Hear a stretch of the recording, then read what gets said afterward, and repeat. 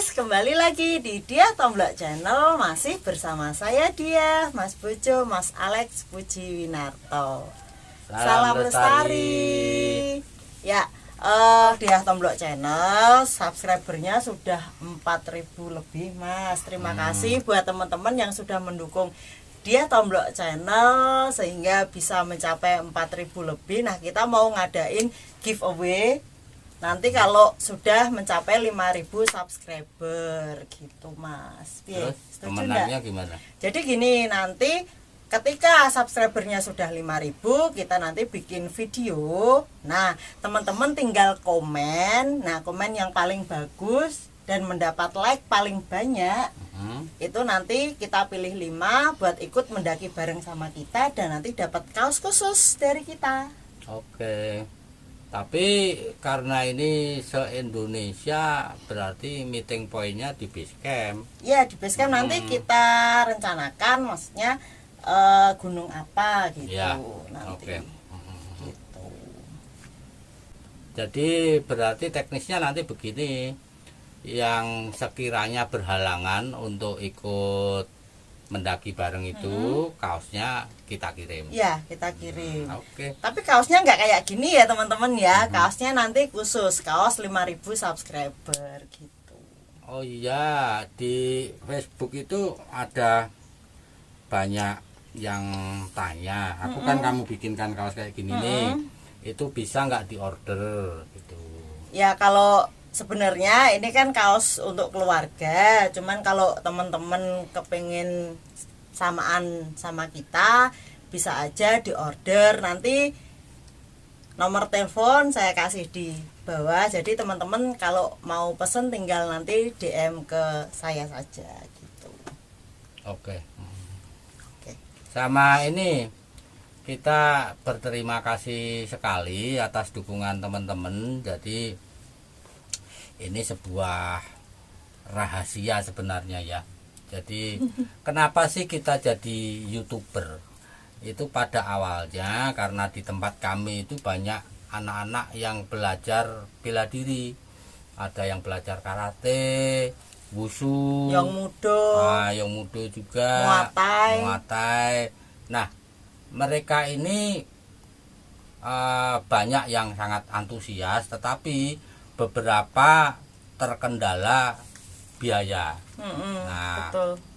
kemudian pada diri kami terpikir untuk mengganti biaya SPP ini melalui menjadi YouTuber gitu. Betul. Jadi dari fee yang kita dapat dari YouTube nantinya ini belum dapat ini. Baru dipasangin iklan tapi belum dapat uangnya, belum dapat pinnya. Nah, nanti dari sini kita akan bebaskan SPP supaya anak-anak bisa belajar bela diri dan mencapai prestasi tanpa biaya. Ya, makanya di awal-awal kita bikin YouTube, teman-teman bisa lihat nanti kita bikin tabik tarik ya, Mas ya. Kita konyol-konyolan ya. Jadi kita memberikan apa sih, edukasi gitu ya, soal karate gitu. Ya, di awal-awal itu, terus akhirnya kita beralih ke pendakian. Itu karena sebenarnya di awal itu kita ingin meluruskan berita yang simpang siur soal pendakian Gunung Slamet. Jadi sekali lagi kami terima kasih. Terima kasih teman-teman. Teman-teman berarti sudah membantu anak-anak yang sedang belajar bela diri di tempat kami. Gitu. Oke, Mas. Kan banyak teman-teman yang berkomentar di kolom komentar kalau kita bikin video. Banyak yang nanya ini itu gitu. Kalau kita jawab sekarang gimana? Oke. Nah, sebelumnya bagaimana kalau tak ajari pantun dulu? Pantun apa? Nongol hantu kita tepok. Terus Ngobrol santuy yuk. ternyata bisa kayak gitu juga. Oh, bisa. Oke, Mas, pertanyaan pertama ya dari Gemyong. Pak Alex, pernah ke Gunung Piramid belum? Gunung Piramid itu Situ Bondo ya. Yang viral itu loh Mas, ada yang jatuh apa-apa itu ya. toh? Belum, tapi memang ada rencana. Saya kira dalam bulan-bulan ini, kalau tidak Oktober mungkin November lah, kita akan ke Jatim lagi, khusus untuk menyambangi gunung-gunung yang nggak terlalu tinggi. Mungkin salah satunya piramid ini. Gitu. Oke, lanjut. Pertanyaan kedua dari Senia Agustina. Bapak mau nanya, kalau suster ngesot tuh sudah dari dulu ada atau termasuk pendatang baru? Suster ngesot itu kayaknya munculnya mulai tahun 2000-an ke sini ya. Itu hantu baru itu. Jadi lepas dari karena munculnya yang pertama kan di film ya. Nah, munculnya di film. Hantu ini fiksi atau memang nampak beneran. Yang harus diingat adalah arwah itu nggak ada.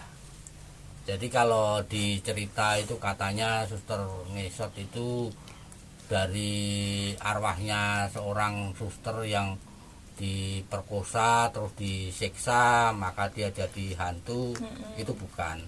Jadi yang jelas itu adalah jin yang memanfaatkan satu kejadian yang menakutkan, lalu dia mengambil perwujudan itu gitu. Nah, berarti dari kenyataan ini akan bergerak. Artinya perwujudan hantu-hantu ini akan bergerak menurut ketakutannya manusia. Gitu. Dan munculnya suster ngesot itu kayaknya tahun 2000 ke sini. Ya mungkin nanti di tahun-tahun berikutnya bukan hanya suster ngesot, tapi mungkin ada suster ngedot. Suster ngepot. Suster ngepot gitu ya. Itu terserah jinnya mau ngambil bentuk apa terserah. Itu termasuk hantu milenial itu. Suster ngedot. Aku nggak bisa bayangin dia nakut-nakutin tapi pakai dot. Lanjut ya Mas. Ya. Dari Markona. Budia, kata bokapku cerita Pak D soal hantu tempo dulu itu memang benar. Kata bokap juga dulu banyak kesenian mistis juga kayak barongan, jaran kepang, sintren dan sebagainya. Pak D ngalamin juga kah? Ceritain dong.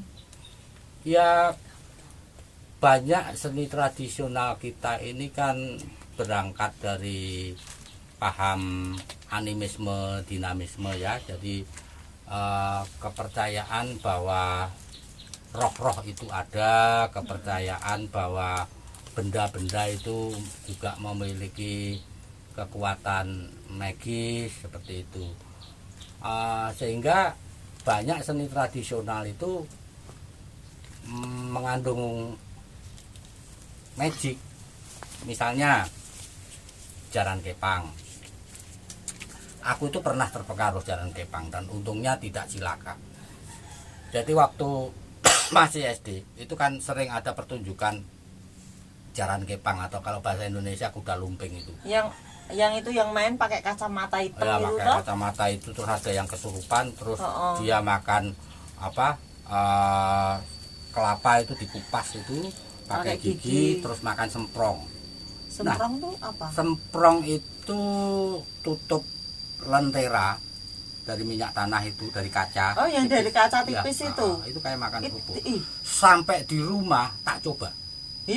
Tak coba bener, jadi tak makan, nggak apa-apa. Jadi memang nggak luka. Karena keyakinan mungkin ya. Aku kan nggak tahu bahwa itu pakai ritual, pakai mantra waktu masih SD, enggak. Jadi aku makan dan karena penasaran gitu ya. Dan aku melakukan dengan yakin. Dan tidak ada tidak luka apapun dari bibir, lidah, bahkan waktu itu ditelan Mas. Iya, tak telan. Habis itu ngincipin sedikit apa habis Ya satu sedikit semprot? lah, kalau habis satu semprong mungkin masuk rumah sakit. Tapi intinya begini, yang aku pelajari bahwa sebenarnya mantra, ritual dan sebagainya itu punya faktor psikologis. Jadi dia menimbulkan kalau kata guru saya waktu belajar pawang itu otosugesti. Jadi sugesti pada diri sendiri bahwa aku nggak apa-apa. Nah itu penting sekali. Nah ternyata aku coba, dan sebaiknya teman-teman jangan sampai nyoba ya. Iyalah, karena bahaya. ya dapat apa sih gitu. Ya itu tadi, jadi kuda lumping atau jaran kepang itu pakai unsur magis. Barongan itu bukan dibuat asal saja, jadi dari kayu sama hijau terus dicat terus dipakai, ini enggak. Jadi barongan yang sebenarnya itu ada waktu pembuatannya, itu ada selamatannya. Nah selamatannya kalau nggak salah itu pakai ayam juga. Nah Ayam hitam gitu apa ayam nggak mesti harus hitam. Jadi dia itu nanti disanggarke itu ditaruh di tempat yang dipercaya angker. Jadi misalnya di kuburan yang angker, kalau perlu ditaruh di atas kayak pohon yang besar, gitu ya? Nah dikasih sesaji. Lah terus di situ biasanya dukunnya itu bermeditasi lalu menentukan, oh ini berarti harus ada ini. Misalnya selamatannya harus pakai tumpeng, harus pakai ayam yang bagaimana gitu. Tapi aku belum pernah lihat ritual selamatannya itu sampai harus memakai kambing. Wong pakai ayam saja hasilnya luar biasa. Jadi yang main itu pasti kesurupan.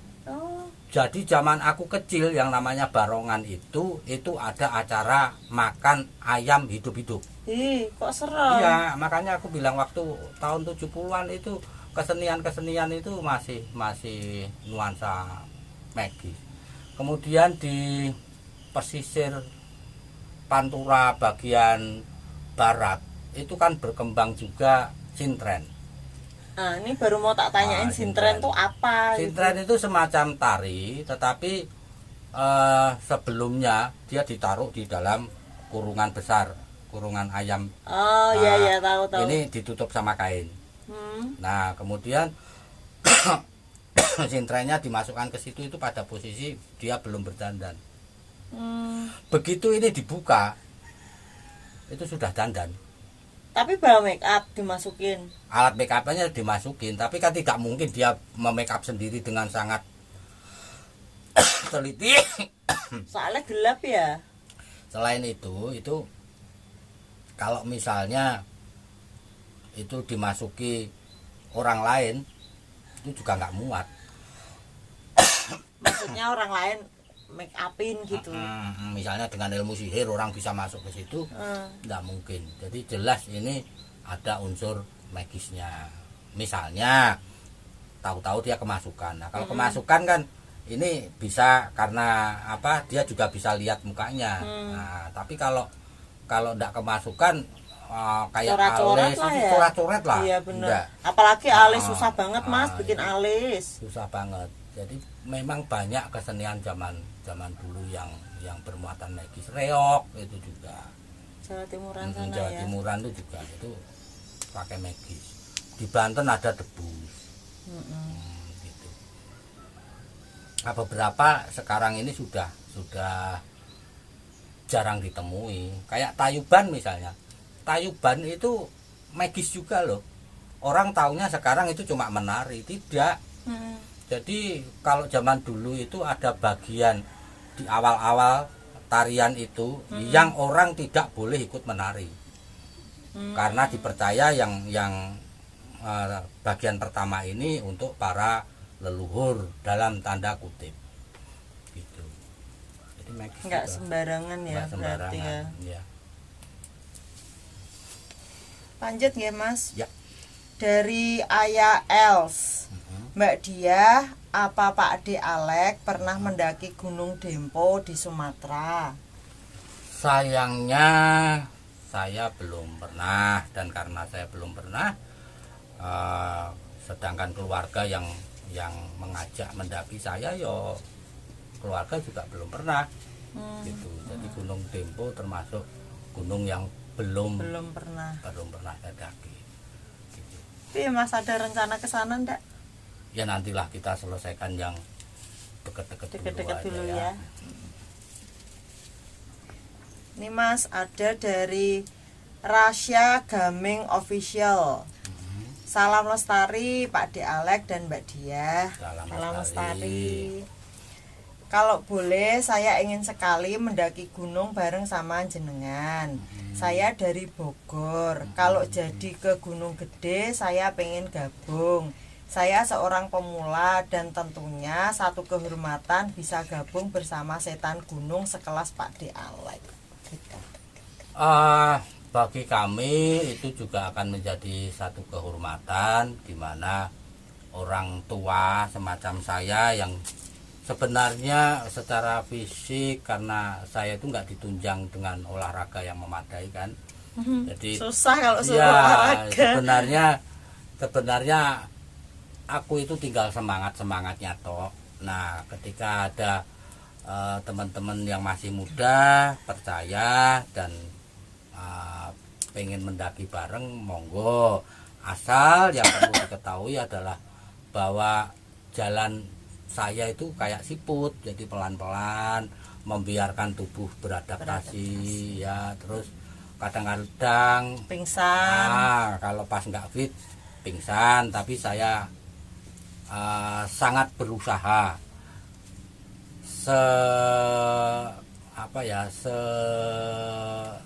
jelek-jeleknya kondisi pasti sampai puncak gitu. Itu yang bisa saya janjikan, tapi waktunya yang tidak bisa dipastikan harus sekian jam dan sebagainya. Mana tahan, nggak kuat gitu. Nah, kalau soal ke Gunung Gede Pangrango, jadi di keluarga itu kan ada beberapa kepentingan karena semuanya pendaki ya. Kepentingan saya sendiri adalah bagaimana gunung-gunung yang sudah pernah saya daki itu keluarga saya ajak untuk napak tilas gitu ya. Tetapi ini juga harus disesuaikan sama anak-anak. Ada gunung-gunung yang belum saatnya didaki. Nah, misalnya begini, kami sudah beberapa kali egois dengan cara mendaki gunung yang agak tinggi. Anak-anak yang nggak bisa ikut. Nah, si kecil Aiko ini udah mulai protes. Itu sudah mulai protes. Kapan diajak? Nah, berarti ini harus diseling. Jadi kadang-kadang habis mendaki gunung kita mendaki bukit demi momong yang kecil. Nah, terus itu yang paling kecil. Nah, yang paling kecil ini kan cuman harus disesuaikan jarak sama ketinggian. Nah, kalau yang kakaknya, yang Akio ini beda lagi. Dia sekarang ini targetnya adalah menyelesaikan Jateng. Jawa Tengah. Nah, Jawa Tengah itu yang dia belum Merbabu sama Slamet. Ya, tinggal Merbabu sama Slamet. Nah, tapi kalau kita ke Merbabu sama Slamet dulu, berarti adiknya terbengkelai lagi. Jadi gitu. Tapi saya kira Gunung Gede dan Pangrango itu masuk dalam daftar prioritas untuk kami kunjungi. Moga-moga bisa dalam tahun ini. Nah, nanti kalau bisa nanti kita kabari. Ya, gitu. Biar teman-teman yang di area sana kalau mau ikut mendaki bareng kita, silahkan. Kami senang sekali. Ya. Ini ada pertanyaan tapi buat Akio, Mas. Oke, Akio sini. Sini. Ini pertanyaan dari Mbak Wintul. Oh iya, Dek Akio pernah ke Batu Agung ya? Pernah lihat fotonya di FB Pak D. Cerita dong please. Tuh Kak. Batu Agung itu di Tegal, itu di Balapulang. Yang kakak takut itu loh, yang ada batunya kayak gini itu loh. Kan gini, waktu itu kita mau mendaki ke Cireme ya toh. Nah, tapi sebelum itu Akio ini takut sama ketinggian, ya kan? Iya. Jadi kayak di Welirang itu dia nangis karena lihat jurang, ya toh. Iya, Nah, itu sampai Sama lihat kuntilanak. iya, tapi yang kenapa kita bawa ke Batu Agung itu karena takut sama jurangnya itu, padahal kita mau ke Ciremai. Nah, perjalanan menuju ke Jawa Barat itu kita sempatkan mampir ke Batu Agung karena di sana kan banyak tebing-tebing yang bagus. Tapi habis banyak ya aku ya. Jadi modelnya begini. Ini ada batu yang cukup tinggi. Aku tantang dia, kalau kamu berani ke sana 50.000. Iya betul. Dapat berapa Kak? Sampai puncak Ciremai itu dapat berapa ratus ribu kamu dari dapat Bapak? berapa ratus ribu itu? 350.000 apa ya? Itu banyak banget. Nah, terus Tak tabung. Sekarang habis. sekarang habis. Nah, jadi di sana ada beberapa spot berbentuk tebing yang bagus. Yang terakhir kan yang ini ya, bentuknya kayak kursi itu ya. Ya, itu yang paling ngeri. Dia tuh sebenarnya kan takut. Karena kan apa ya, yang besar aja kan ngelihatnya takutnya kalau batunya itu ya, ini betul. dia kan sebenarnya takut, tapi bagusnya dia menguasai apa rasa takutnya itu karena 100.000 kan. Itu yang paling tinggi 100.000. Karena 100.000 enggak sama ini, sama yang Ciremai itu. Ya, terakhirnya di Ciremai situ itu lah. 150 kalau nggak salah itu.